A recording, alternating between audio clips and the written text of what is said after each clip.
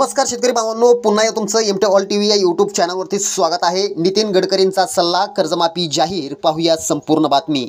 आत्ताच लोकसभा निवडणुका पार पडल्या, मात्र सर्वाधिक मतदान घेणारे एकमेव नितीन गडकरी ठरले।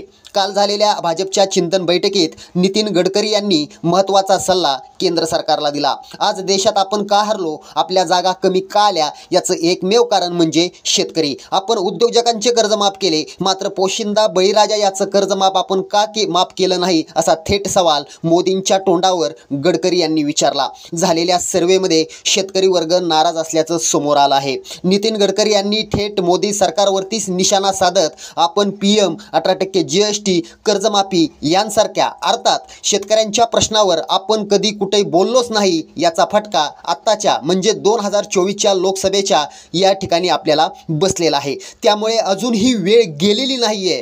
कर्जमाफी देऊन 18% GST बंद करून आपण पुन्हा एकदा शेतकऱ्यांच्या मनावरती राज्य करू शकतो, असा मोलाचा सल्ला नितीन गडकरी यांनी मोदी सरकारला या ठिकाणी दिलेला आहे। त्याच्यामुळे मोदी सरकार नक्कीच कर्जमाफी करणार यात तीळ मात्र शंका नाही। तुम्हाला काय वाटतंय आम्हाला नक्की कळवा। हा व्हिडिओ आवडला तर शेअर करा। धन्यवाद।